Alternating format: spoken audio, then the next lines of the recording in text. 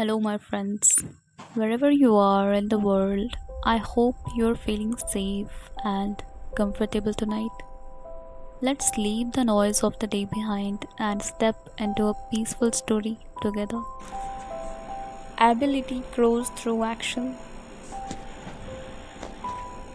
The rain had not stopped for 3 days. The narrow streets of Ashford looked abandoned, as if the town itself had given up. Every shop closed early. Every window reflected grey skies. Every dream seemed to wait for a better day. Except one. At the edge of town stood a tiny workshop with a faded wooden sign, Alas, Clockmaker. Inside gears clicked softly while an old man repaired watches with hands so steady they seemed untouched by time. One afternoon, the workshop door creaked open. A young man named Noah stepped inside, soaked from the rain. I want to learn, he said. Elias looked up over his glasses. What makes you think you can become a craftsman? Noah hesitated. I don't know. I just don't want to spend the rest of my life wondering if I could have. The old man smiled. Good answer. The first week was humiliating. Noah couldn't tell one spring from another. He dropped tiny screws.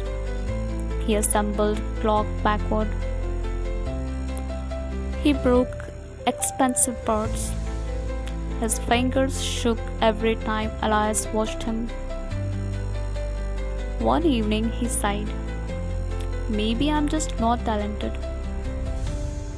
Elias didn't even look up. Who told you talent comes before practice? The next morning, Noah returned. And the morning after that. And the morning after that. Every day he made mistakes. Every day he learned one thing he didn't know yesterday. Slowly, the shaking in his hands became less noticeable. Not because fear disappeared, because action gave fear less room to breathe. Months passed. One afternoon, Elias placed a pile of broken clock parts on the table. Build one. Noah stared. I have never done it alone. I know. What if I fail? You will. Noah blinked. What? You'll fail several times. Start anyway. His first clock stopped after 10 seconds. His second never moved. The third ticked, then exploded apart. Noah buried his face in his hands. I can't. Elias walked over and gently gathered all the clock pieces and blessed them. You are confusing failure with evidence. Evidence of what? Evidence that you are learning. Outside the workshop stood an old oak tree. Every evening, Noah sat beneath it. At first, he cursed his mistakes. Later, he analyzed them. Eventually, he welcomed them.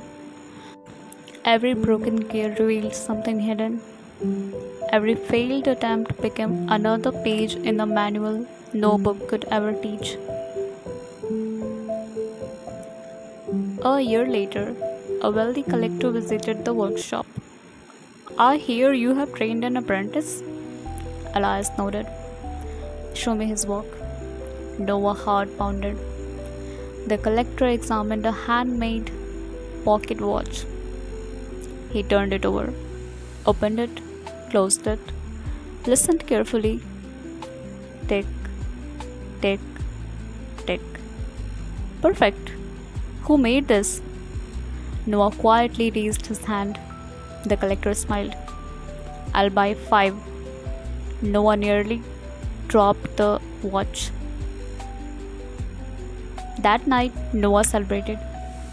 I finally did it. Elias laughed. No. What do you mean? You finally noticed what you have been doing all along. What do you mean? The old man walked to a dusty shelf. He pulled down Noah's very first broken clock. Crooked hands, scratched metal, loose gears. Beside it, he placed today's masterpiece. Look carefully. Noah stared. The difference was astonishing. Whenever that happened, Noah took them outside beneath the same old oak tree. He pointed toward it. When Elias found me, this tree was half this size. The students looked confused. So, it didn't become enormous overnight. It grew every single day. So will you. One winter morning, a frightened girl named Myra arrived. I can do this. Have you tried? No. So, what exactly are you afraid of? She thought for a long time. Finally, she whispered, I'm afraid I'll prove I'm not capable. Noah smiled. No. What? You are afraid you'll prove you are a beginner? That sentence changed everything. Myra stopped chasing perfection. She started chasing progress. Every day she built. Every day she improved. Every day, confidence quietly followed effort instead of leading it. Years later, she became one of the finest clockmakers the town had ever known. People called her gifted. She simply smiled. If only they had seen the thousands of mistakes hidden inside every masterpiece. One evening, long after Elias had passed away, Noah found a small envelope tucked beneath the old workbench. Inside was a handwritten note. It read, Ability grows through action. Fear fades into the background, not because you waited for courage, but because you kept showing up. Every expert was once embarrassed. Every master once trembled. Every success was built on invisible days when nobody applauded. Keep building, keep failing, keep learning, keep showing up. One day, people will call your confidence natural.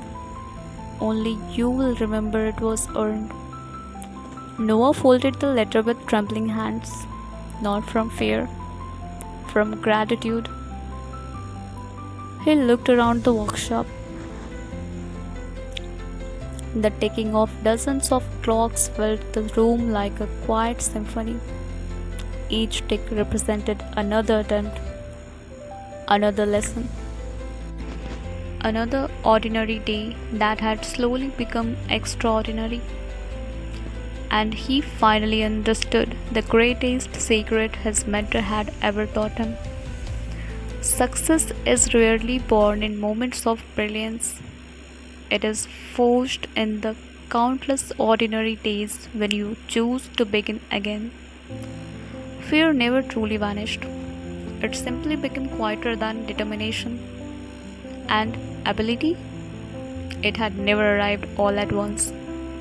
It had been growing unnoticed.